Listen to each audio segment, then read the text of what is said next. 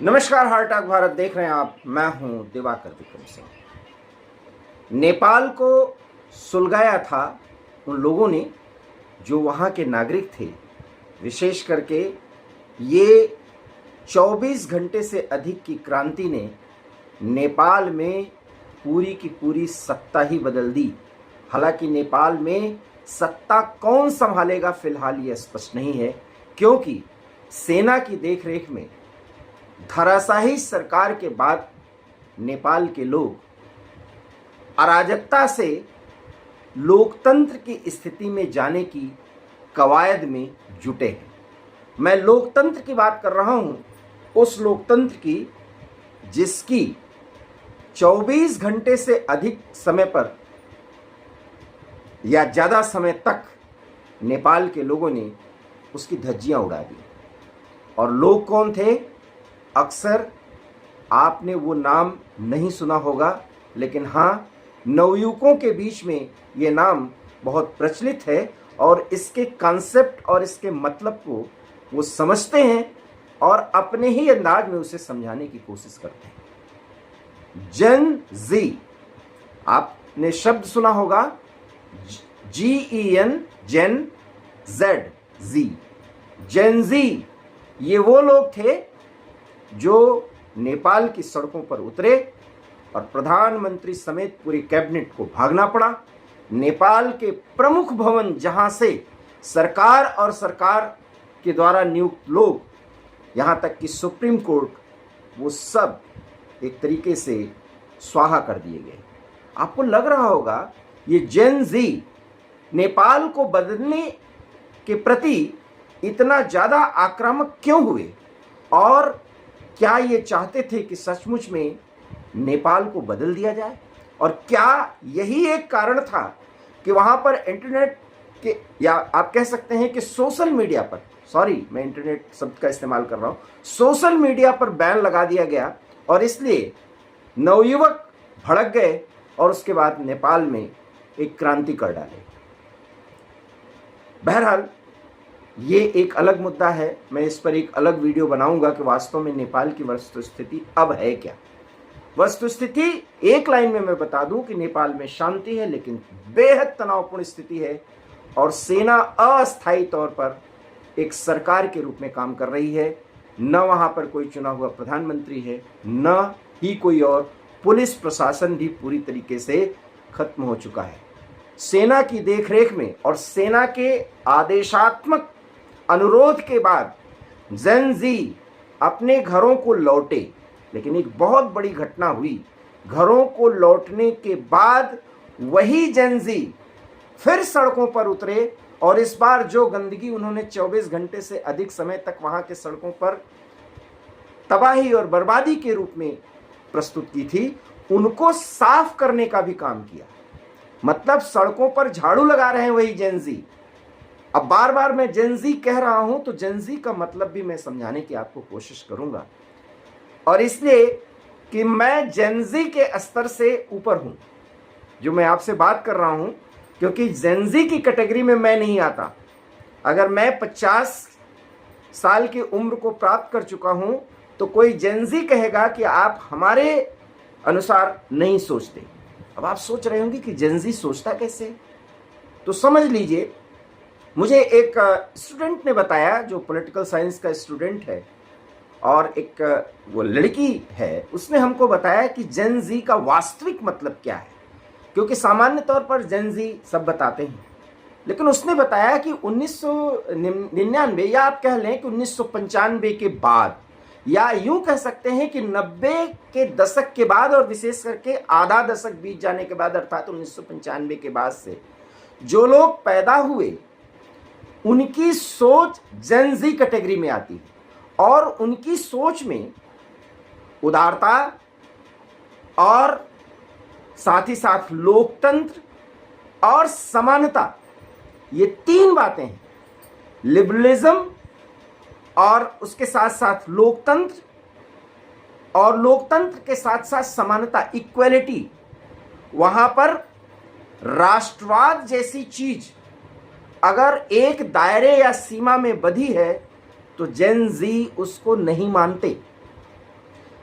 इसलिए अगर नेपाल में कोई विरोध हुआ और वो युवक जो जेनजी कैटेगरी में हैं, अर्थात 90 के दशक के बाद पैदा हुए हैं, जैसा कि उस छात्रा ने बताया मुझे, अगर वो 90 के दशक के बाद हैं, नेपाल के नवयुवक हैं और उन्होंने पूरे देश की सत्ता को और सरकार को ही बदल दिया, तो सवाल है कि नेपाल में क्या कुछ चल रहा था। क्योंकि वहां तो वहां के नेपाल के लोग एक ऐसे सरकार के द्वारा संचालित हो रहे थे जो कम्युनिस्ट थी, और कम्युनिस्ट तो न कोई सीमा मानते हैं, न कोई कैटेगरी मानते हैं, अर्थात वर्ग विहीन समाज, समानता की बात करते हैं, और वहां पर सबके साथ समान व्यवहार के साथ साथ लिबरलिज्म, उदारता भी दिखाई जाती है। और जब ये भावनात्मक रूप से या सैद्धांतिक रूप से ये सरकार वहां के लोगों को, जिसमें जेनजी कैटेगरी के लोग भी शामिल हैं, अगर उनके हित में इतना काम ही कर रही थी, तो फिर इन्होंने विरोध क्यों किया कि एक एक मंत्री को हवाई जहाज से, हेलीकॉप्टर से रेस्क्यू कराया गया, इवैक्यूएट कराया गया, जहां पर उनको छिपा के रखा था सेना ने। सेना को भी डर था कि वहां से भी उनको खींच करके और उनके साथ क्या कुछ किया जा सकता है वो मैं आपसे बता भी नहीं सकता, और किया भी गया। एक डीएसपी की हत्या की गई, एक महिला की हत्या हुई, और जो पूर्व प्रधानमंत्री की पत्नी बताई गई, ये सब कुछ हुआ वहां पर। सुप्रीम कोर्ट में आग लगा दी गई, संसद भवन जल के एक तरीके से राख तो मैं नहीं कह सकता हूं, लेकिन क्षत विक्षत हो चुका है। और जितने भी स्थान इन माओवादियों मार्क्सवादियों से संबंधित थे, सबको जलाया गया। और एक ही बात प्रदर्शनकारी कहते रहे, तानाशाही नहीं चलेगी, करप्शन नहीं चलेगा, बेरोजगारी और बेकारी नेपाल में नहीं चलेगी। नेपाल का अपना स्वाभिमान है, नेपाली जनता एक ऐसी सरकार का गठन करेगी जिसमें सब खुशहाल होंगे। सवाल बहुत गहरा है, समझिए। चीन समर्थित ओली सरकार जिस तरीके से वहां पर शासन कर रही थी, और नेपाल में जिस तरीके से एक अस्थिर लोकतंत्र पनप रहा था, उस पर विराम लग गया। और अराजकता की स्थिति इसलिए आई कि जो सरकार में आया उसने शासन के जरिए, सत्ता के जरिए वहां के लोगों के हकों को लूटा है पदों पर रहकर, और इसलिए करप्शन वहां एक बहुत बड़ा मुद्दा बना। सोशल मीडिया के कुछ साइट्स पर बैन लगाया गया, तो यह मात्र कारण नहीं था। इसके पहले शासन के तहत जो व्यवहार किया जा रहा था उन नागरिकों के साथ, जिनकी आकांक्षाएं, अपेक्षाएं, जिन्हें जेनजी कहा जाता है, वो बहुत ज्यादा थी। और उसमें अपने इर्द गिर्द के वातावरण के संदर्भ में जो जानकारी है, वो किसी नियंत्रित या समर्थित मीडिया से नहीं है, वो सोशल मीडिया के जरिए कनेक्ट थे।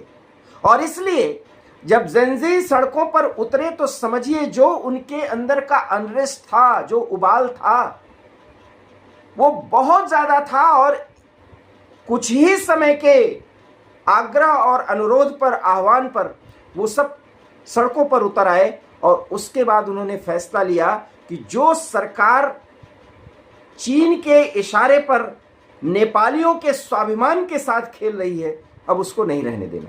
और यही नेपाल के मार्क्सवादी देउबा ओली सरकार की, माफ करिएगा, ओली सरकार की बर्बादी और उसके अंत की कहानी का जड़ है।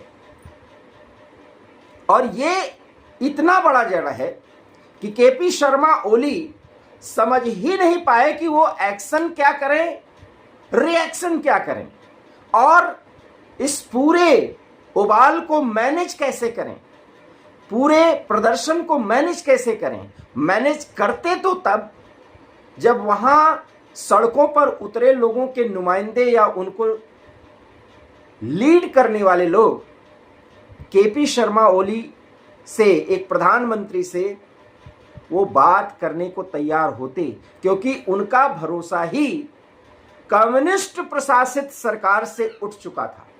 इसलिए चीन का जो डंका नेपाल में बज रहा था वो तो खत्म हो गया। मैंने आपको इस संदर्भ में एक रॉ के पूर्व अधिकारी कर्नल के साथ बातचीत करते हुए बताया था, और उन्होंने भी बताया था और मैंने भी, कि वास्तव में नेपाल में जो कुछ भी हुआ उसमें डायरेक्ट इन्वॉल्वमेंट, क्योंकि भारत की ये नीति ही नहीं है, भारत का नहीं है। जो अमेरिका का कह रहे हैं, अमेरिका भी इस स्थिति में नहीं है कि नेपाल में सब कुछ इतनी जल्दी गड़बड़ सड़बड़ करा दे। हाँ, उस पर उसकी नजर जरूर रही होगी। ये नेपाल में जो भी कुछ विरोध दिखा आपको 24 घंटों के दौरान, और आज भी जो शांतिपूर्ण तनाव की स्थिति नेपाल में है, उसका कारण था, और ये स्थिति आएगी इसके बारे में 6 महीने पहले से पता चलने लगा। और वहां राजशाही के समर्थन में तराई बेल्ट से लेकर के काठमांडू तक, तराई बेल्ट वो है जो भारत से लगा हुआ है, नेपाल का क्षेत्र, जिसमें बिहार और उत्तर प्रदेश का बहुत बड़ा बॉर्डर लगता है, वहां पर स्थिति, और इसलिए भारत को इससे सतर्क होना जरूरी है, क्योंकि इस पूरे प्रोटेस्ट में छात्रों, जेनजी के पीछे कुछ षड्यंत्रकारी भी लगे रहे, और वो भारत जैसे स्थिर और मजबूत लोकतांत्रिक देश में एक मजबूत सरकार के नेतृत्व में अगर कुछ अच्छा चल रहा है, तो यहां भी वो एक मुद्दा बना करके ये स्थिति पैदा कर सकते हैं। ये भारत के लिए बहुत जरूरी है कि वो हाई अलर्ट पर रहे, शासन प्रशासन के स्तर पर, विशेष करके उत्तर प्रदेश और बिहार में, क्योंकि बिहार में चुनाव है और उत्तर प्रदेश में योगी आदित्यनाथ के खिलाफ वो शक्तियां बहुत ज्यादा प्रभावी हैं जो राजनीतिक पार्टियों के आवरण के पीछे योगी आदित्यनाथ को उत्तर प्रदेश में बदनाम करना चाहती हैं, और देश के स्तर पर नरेंद्र मोदी को प्रधानमंत्री के तौर पर वो बहुत ज्यादा कमजोर करना चाहती है। मैं इसमें राजनीतिक शब्द का इस्तेमाल इसलिए कर रहा हूं क्योंकि वो राजनीतिक दलों की आड़ में ऐसा कर सकते हैं। मैं किसी राजनीतिक व्यक्ति के ऊपर सवाल नहीं उठा रहा हूं, विरोध करने का लोकतंत्र में सबका तरीका होता है, लेकिन अराजकता की स्थिति लाने की कोई कवायद भारत में हो सकती है, इससे इनकार नहीं किया जा सकता, क्योंकि इस देश में भी बेरोजगारी को एक मुद्दा बनाया जाता है।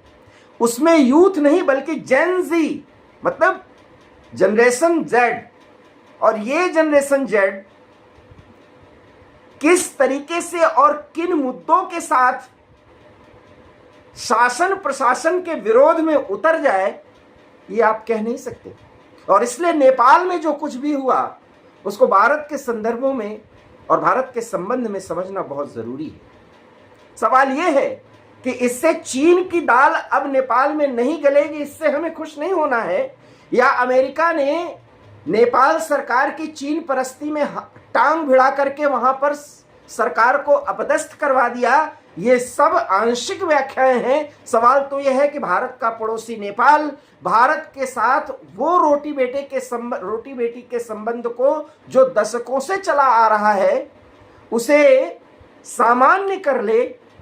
हमारी कोशिश, अर्थात भारत सरकार की कूटनीतिक और राजनीतिक कोशिश ये होनी चाहिए, और ये कोशिश सरकार करेगी भी, क्योंकि रोटी बेटी के संबंध का अगर मैंने जिक्र किया तो भारत और नेपाल के संबंध वही हैं, लेकिन लोकतंत्र के साये में जिस तरीके से वहां अस्थिर सरकारें रहीं, और उसमें वामपंथियों का पुष्प कमल दहल प्रचंड से लेकर के और केपी शर्मा ओली तक जिस तरीके से भारत विरोध को पनपाया गया और नेपाल के विस्तारवादी नीति को वहां पर प्रभावी बनाया गया, हालांकि बाद में नेपाली उससे बहुत नाराज हुए, और उसी नाराजगी को देखते हुए और उसी नाराजगी की सारी प्रतिकृति आप कह सकते हैं, या उसकी अभिव्यक्ति इस प्रोटेस्ट में दिखाई दिया, जिसके कारण केपी शर्मा ओली सरकार गिर गई। और इसलिए मैं कहता हूं कि नेपाल में सांस्कृतिक राष्ट्रवाद बहुत ज्यादा प्रभावित हो रहा था, जिसमें ये जेनजी जिनकी अपेक्षाएं उस राष्ट्रवाद में समानता की, बंधुत्व की और टेक्नो सेवी होने की, हर व्यक्ति से जुड़ने की, और साथ ही साथ अपने स्वाभिमान और राष्ट्रीयता को बनाए रखने की, ये बहुत कॉम्प्लिकेटेड विषय है जिस पर मैं बात कर रहा हूं आपसे, और इसलिए जेन ज़ी को आप बहुत सतही स्तर पर मत समझिए, क्योंकि उनकी सोच, वो नौजवान लगभग हो चुके हैं और होने की कगार पर हैं, लेकिन उनकी राष्ट्रीय और अंतर्राष्ट्रीय सोच और किसी सामाजिक दायरे में किस तरीके से समाज आगे बढ़ना चाहिए, इस सोच को न समझने का एक ही नतीजा रहा कि वामपंथी सरकार जिसके सिद्धांत में ही समानता है, उसको उन्होंने करप्ट बता करके हटा दिया। और नफरत इतनी थी कि आज भी वामपंथियों से जुड़े हुए हर नेता को वहां की सेना छिपाकर रखने को मजबूर है, क्योंकि अगर वो सार्वजनिक जीवन में आए तो ये जेन ज़ी उनके साथ क्या कर देंगे, ये मुझे बताने की जरूरत नहीं। और इसलिए मैं फिर कह रहा हूं, नेपाल के घटनाक्रम से भारत को बहुत सतर्क हो जाना चाहिए, क्योंकि अराजकता इसमें है, लेकिन जेन ज़ी के साथ जो अन्याय हो रहा था उसको वहां की वामपंथी सरकार नहीं समझ पाई। इसलिए वामपंथ समानता लाने का एक सैद्धांतिक राजनीतिक आधार हो सकता है, आप इसे कतई नहीं स्वीकार करिए। वास्तव में लोकतंत्र में हर एक उपेक्षा को, हर एक मतभेद पूर्ण व्यवहार को समझते हुए उसको सॉल्व करने की कोशिश करिए। आलोचनात्मक तौर तरीके को एक्सेप्ट करिए, लेकिन आलोचना करने के तौर तरीके की भी अपनी सीमाएं होनी चाहिए। वहां पर एनार्किज्म नहीं होना चाहिए। हमारे देश में एक प्रमुख राजनीतिक पार्टी के एक प्रमुख नेता इसी एनार्किज्म को कभी कभी फैलाते हैं, और स्थिति होती है कि प्रधानमंत्री की मां को गाली तक उनके पार्टी के लोग देते हैं, जिसे लोकतंत्र में अभिव्यक्त की बात कही जाती है। सवाल यही है कि इस कॉम्प्लिकेटेड विषय को हम कितनी गंभीरता से समझें, और इसलिए नेपाल में जो कुछ भी हुआ उससे सबक लेते हुए जेन ज़ी जैसे लोगों की जो अपेक्षाएं हैं, उनकी जो चाहत हैं, उसको समझने की कोशिश करें। और इसका मतलब ये है कि आत्मसम्मान और राष्ट्रीय स्वाभिमान के साथ सबके साथ उसकी जरूरतें पूरी हों, सरकारें ऐसा प्रयास करें। और शायद ये जो अंतिम दो वाक्य है, इस पर आप लोगों को विचार जरूर करना चाहिए, कमेंट भी करना चाहिए। वीडियो अच्छा लगा हो तो इसको जरूर लाइक कीजिएगा, शेयर कीजिएगा। हमारे चैनल हार्टटॉक भारत को अगर आपने सब्सक्राइब न किया हो तो आपने कर लीजिएगा। इस पूरे विमर्श को हम आगे भी बढ़ाएंगे, क्योंकि इसकी एक समय सीमा होती है। हम और बात करेंगे कि नेपाल के बाद फ्रांस जैसे देश में भी इतने ज़्यादा आंदोलन की स्थिति क्यों बनी है कि वहाँ की भी सरकार उखड़ गई। वो तो बहुत ज़्यादा प्रॉस्परस देश है। इन सब पर हम अगली वीडियो में बात करेंगे। फिलहाल इतना ही। नमस्कार।